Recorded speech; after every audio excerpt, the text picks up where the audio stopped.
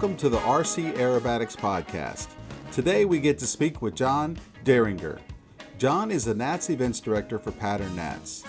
We talk about his history, how we got into competition, how we got involved with the Nats, and what you can expect when you attend. Thanks for listening to the show. Please like and subscribe.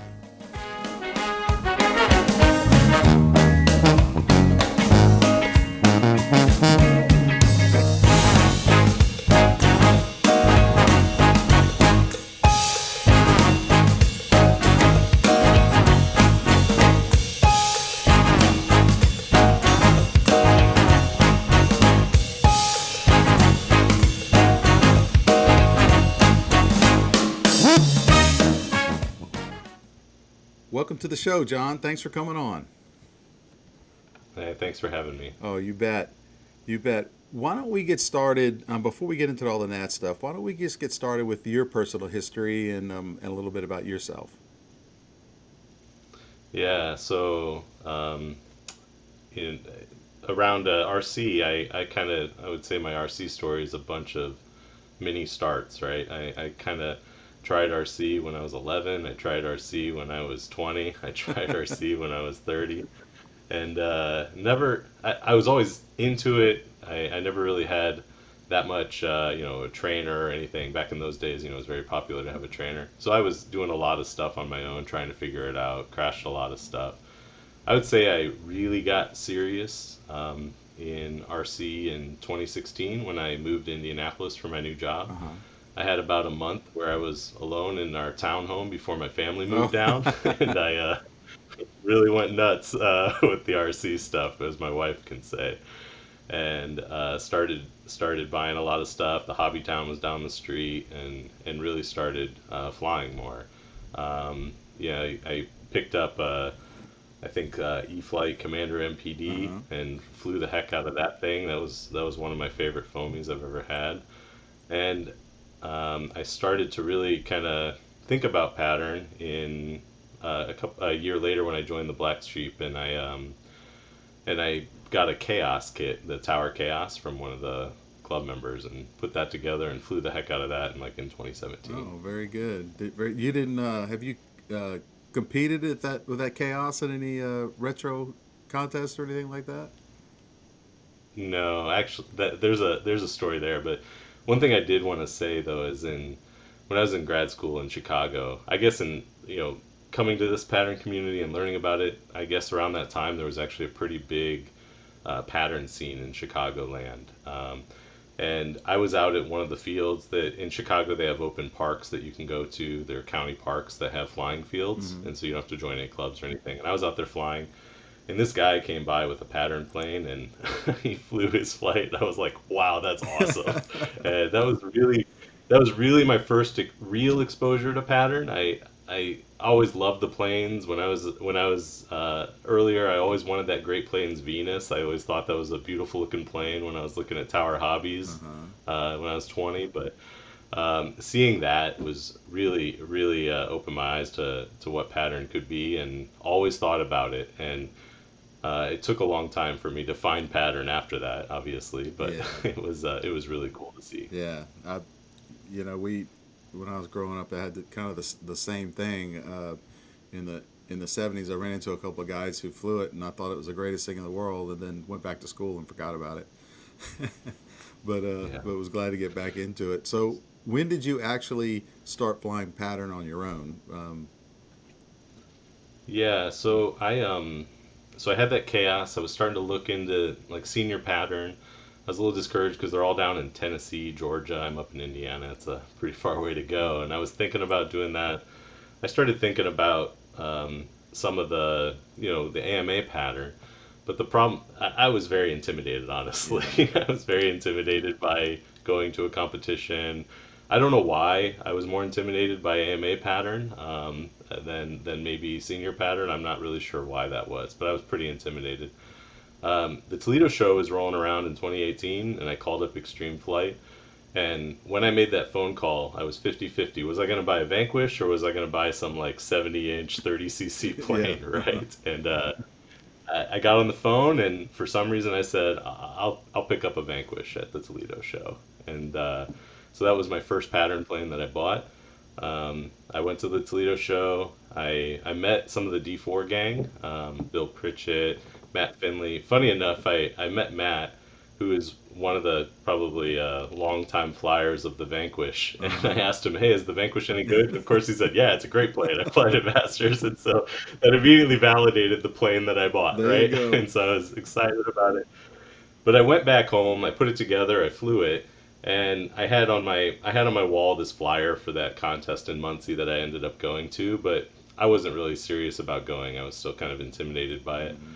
And of all chance and luck, this guy moved to Indiana from Louisiana. His name's Mitch Cherry. Huh. He comes out to the flying field, sees me with the Vanquish, and goes, do you compete?" And I said, "No, no, I would never do that." I said it with a chuckle and all that. And he goes, "Why not?" I said, I don't know. I don't know why not.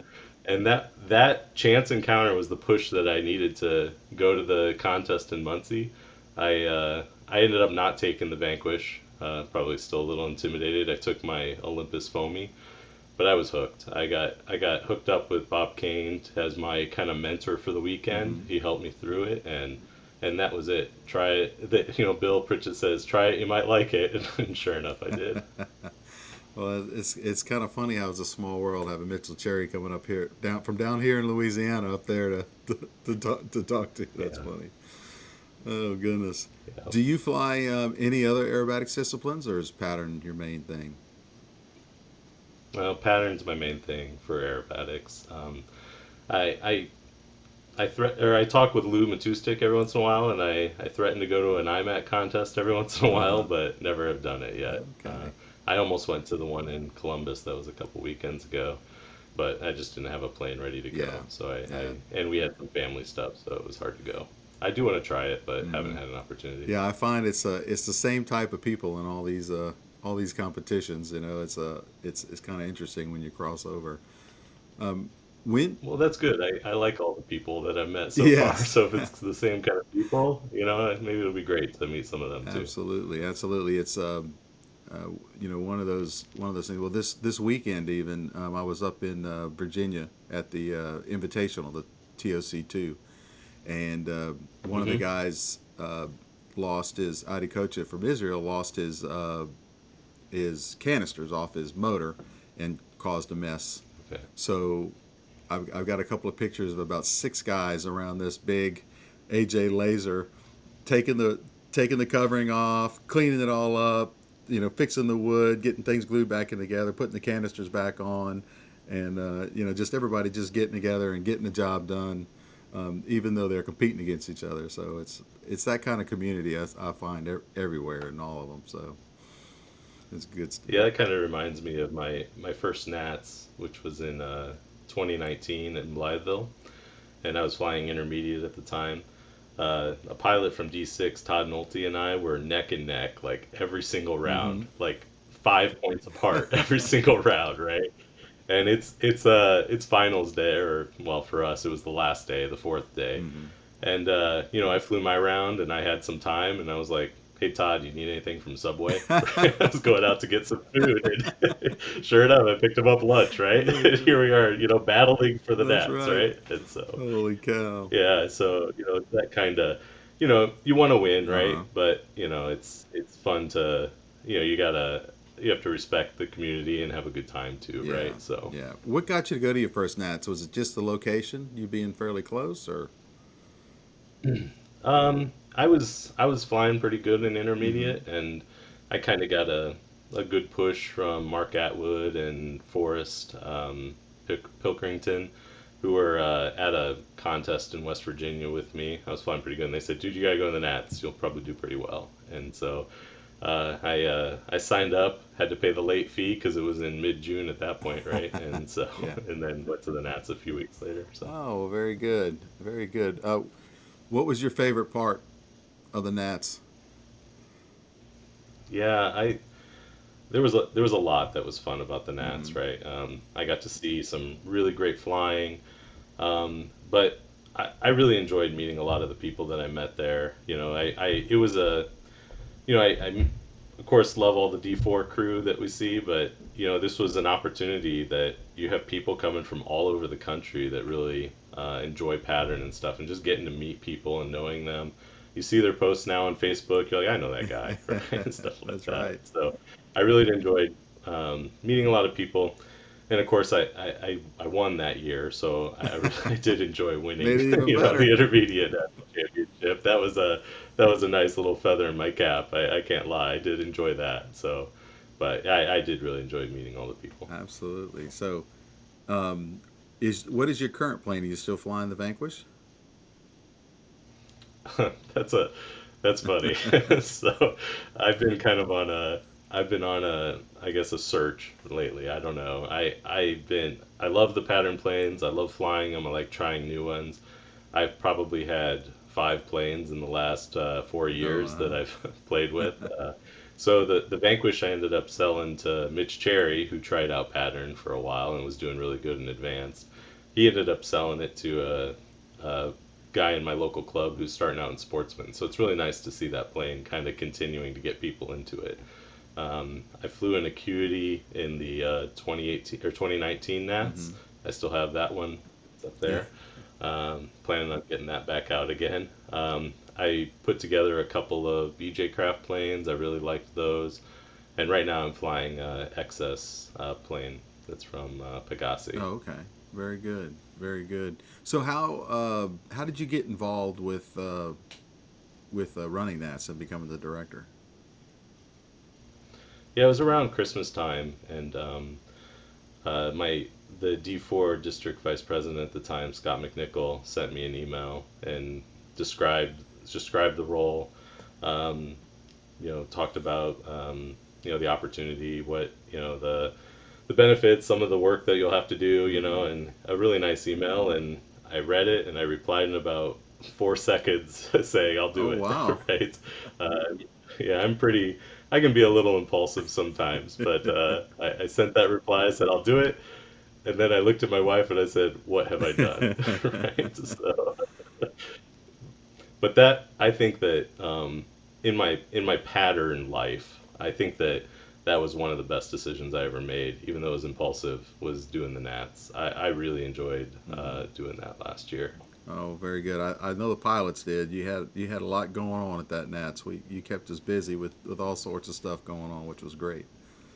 Absolutely. Yeah, thank you.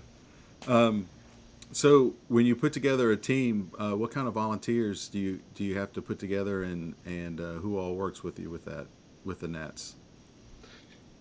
Yeah, so we have our site directors, of course. Hmm. We build a team of 3 site directors, one for each site, one, three, and four. They're out there all day running flight lines. We have a chief judge. We have someone that's running the score system for the Nats to keep the scores flowing. We also have somebody who does the score programming that sets up all the flight lines, sets up all the judging, and this year we decided, to add somebody to help with some of the social stuff. Jesse Sims. Oh, so let me go through the names too. I Uh-huh. don't want to just say the roles, right? So our site directors this year are Tim Jeske, Bob Kane, and Jim Quinn. So really excited to have them. They have a lot of experience running flight lines. I think it'll be a really smooth setup at the sites. Um, Peter Van Housden is going to be doing our on-site scoring this year. Hmm. He's a guru of running scoring for District 4. He's a big asset to District 4, and he's agreed to do that for us this year. He also ran the scoring for like, what year was that? When they did the team trials on and off year, right? At the District 4 championship, that was 2020, I 2020. think. Yeah. And so, yeah, so he ran the scoring for that, so he has some experience with that. Um, John Carter is our chief judge. He really is amazing at knowing the rules, knowing the judging criteria, and he's been very patient with me in describing, all of my questions, and I really value his input that he's been given to me, or that he gives to me to learn some from him. Scott Smith is the programmer who built Master Scoring, Hmm. and um, he does all the setup of the contest and master scoring in the weeks before. Once we have all the pilots identified, helps identify the judging, the rotations, everything. And then some of the social stuff. Jesse Sims has been helping a lot over the years Mm-hmm. with setting up, getting drinks out there, getting food out there, helping with the banquet, which I didn't know last Yeah. year because I did a lot of the banquet last Yeah. year, but she's helped in the past. And so I talked to the NSRCA and I said, hey, I think we need to make kind of a position for her as part of the official Nats Right. team, and we did that this year. So she's officially on the Nats team as Oh, that's well, and terrific. she's been really great at helping with that stuff. Yeah, last year you saw her everywhere. She was always a part of what was going on, for sure. Yeah, Oh, good deal. What's been and then the hardest thing to get together for Nats? I in 2021 it was by far the banquet. Oh, wow. That is the most intensive thing. You have to find a site, you have to find a caterer, you have to figure out what's the right budget. One of the big expenses of the Nats, of running the Nats, is that banquet, right? Mm. And so if you get it wrong, you blow the budget really bad. Yeah. so and we also needed to find somebody that could kind of scale up, scale down, is because we don't know how many people are coming until a month out, right? Right. So finding that right caterer that could help us with that in 2021 was the most That difficult was thing. yeah. Now in 2022 we have Jesse helping with that, so it's not my most difficult thing, but it's uh, still something that's gonna get done by her, and she does a great job. Yeah. No, well, terrific. Tell me about your days during the Nats. It looked like you were up and at 'em for a lot of hours during those days. Yeah, I was just floating around and enjoying myself, right? Talking to people, checking on them, how things are going, right? It was my first time, being the CD of the Nats, right? So Mm-hmm. I just wanted to kind of keep a pulse on how things were going, right? Were pilots happy? Were the site directors happy? Were things running smoothly? And so I was running around the whole time, checking into things.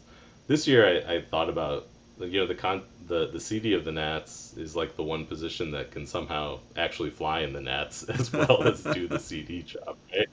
The site directors can't. They're running flight Right. lines, and that kind of stuff. And so I thought about flying in the Nats, but I think with the team trials and other things going on, I just decided not to do it. Right. I've also been I changed roles at my job at the beginning of the year, so I've been a lot busier, so I haven't been able to practice as much as I would normally like Yeah. to. So I'm not sure I'd be Nats ready anyway. Yeah. So Yeah. So what do you do for a living?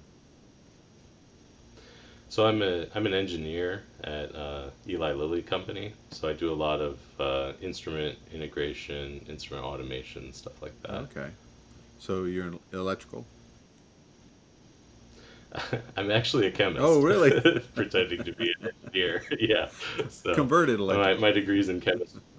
Yeah, that's right. I started out school as a in computer science and engineering. Somehow ended up in chemistry. That's probably a longer story, maybe a good story for the Nats when we're at a bar or There you something. go. But ended up with a chemistry degree and have been slowly working my way back to engineering over time. So Oh, very interesting. Yeah, I'm actually in the instrumentation field myself, but I'm a mechanical engineer, so just the way it works out. okay, You do what you need to do. Well, good deal. yeah. So tell me what good activities we have planned for Nats this year.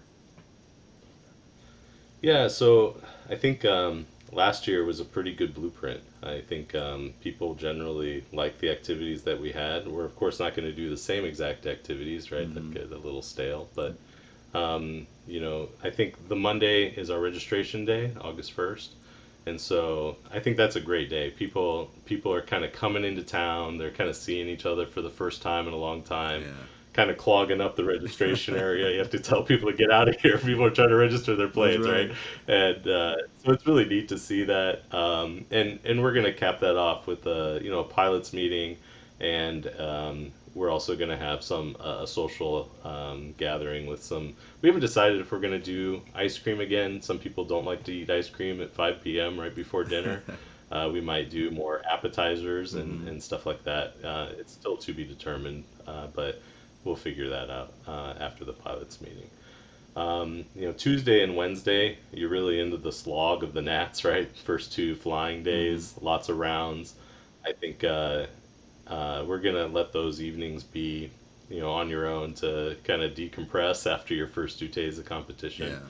But then we're gonna ramp back up on Thursday as we have our finals meeting. That's where we announce who's the finalists for the team trials. The top 8 pilots will be going into the finals there. Who's our finalists for the Masters? Um, and also judging assignments. So it's a very important meeting. But of course, our FAI guys have to stand there until sun goes down to get their unknowns, and so we're gonna have some food and drinks out there, as we did last year. But we're gonna do a demonstration, or we're planning to do a demonstration flight during that session. I'm trying to get one of the guys from the F3S jet community to come in and give kind of a precision aerobatics jet That would demonstration. be So, very cool. last year we did classic. Yeah, last year we did the classic demonstration, the blast from the past. I think that people would kind of like to see. So the jets are impressive to watch anyway, Hmm. and watching a jet fly, precision aerobatics, I think it's going to be really neat to see. So I have a tendency to kind of, uh, you know, plan an event that I want to see. Right? I want to see those jets fly, That's so I'm using it as an opportunity to get that to happen. So I'm really hoping that comes together. I oh, think people will yeah, like that would that. definitely be awesome. And then Friday is our finals day. Uh-huh. Probably a pretty high tension day, as people are competing for the team and also for the Masters and other Masters, Intermediate, and Advanced national championships.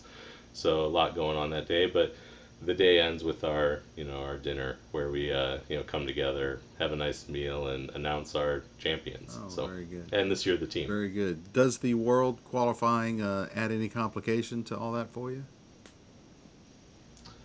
Not a ton. I think they have some additional registration that they have to do.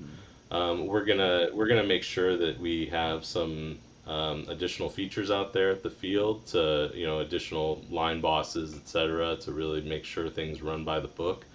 But from my perspective, it's run the contest fairly Hmm. using the rules that I have, and it's prescribed who makes the team from the team trials, the team trials committee. And so I run the contest. I have the top X pilots and are going to make the team. Top three make the team out of the top 8. Oh, So, very good. Very good. and I think that one thing that we really want to focus on this year is making sure that we get a good panel of judges that represent across the United States. So we're working on that Hmm. as well. Okay. Yeah, judging's a big part of it for sure, no doubt. So Yeah. for everybody who's been holding back and getting ready to register for Nats, where can they go to register, and what's the process for registering for Nats?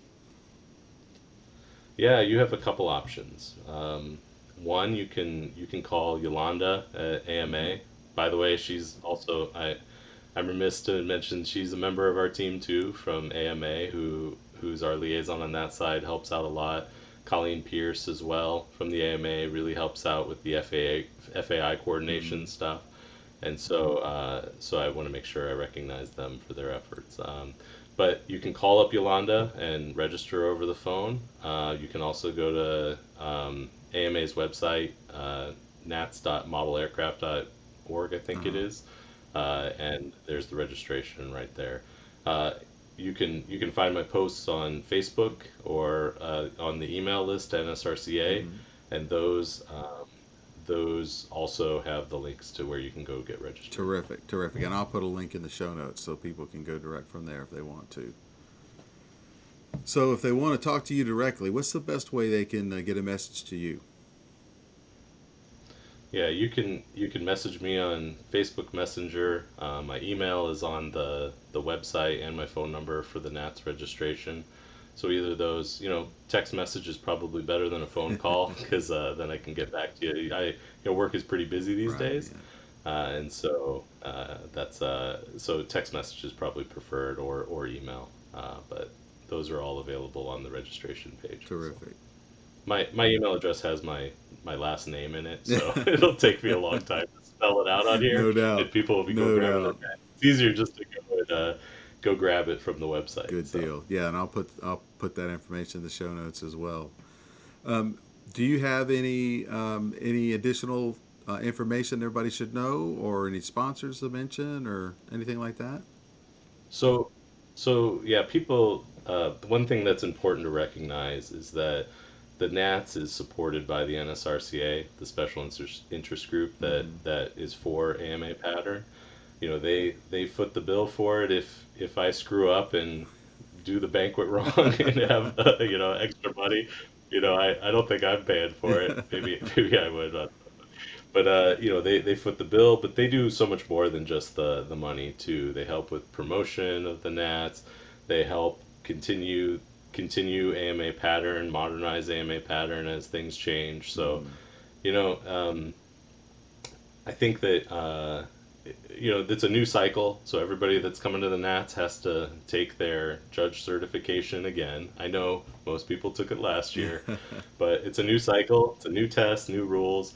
And so there's a new test, so everybody's going to have to take it. If you're not an AMA member or NSRCA member, you're going to have to pay $5 to take the test. Being an NSRCA member is only $40, so you might as well just pay $40, become an NSRCA member, That's and right. take your test. All right. Yeah, it's nice to And support. if you're not coming to the Nats and you love pattern, sign up as well. Yeah, it's nice to support the organization that supports pattern and keeps it going. No doubt about it. Yeah. Sponsors. So we do have a couple sponsors for our Monday night pilots meeting and our Thursday night pilots meeting.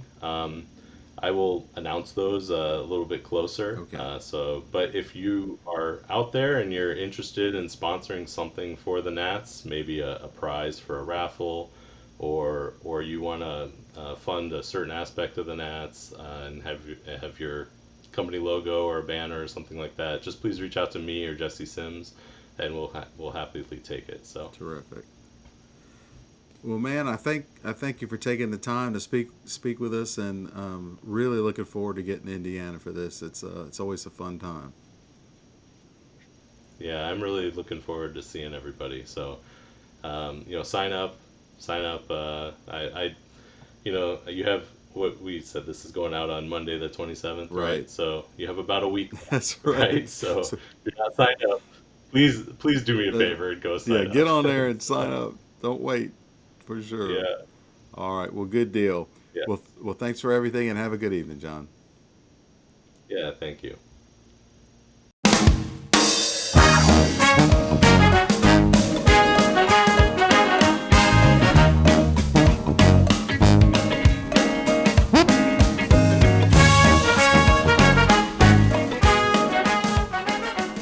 Thanks for listening to the episode. Don't forget to like and subscribe. A very special thanks to my good friend John Papa Gros, who wrote the song Deep in the Mud that is used as the show bumper music. Check him out on his website, www.johnpapagro.com. A link is in the show notes. See you at the next episode.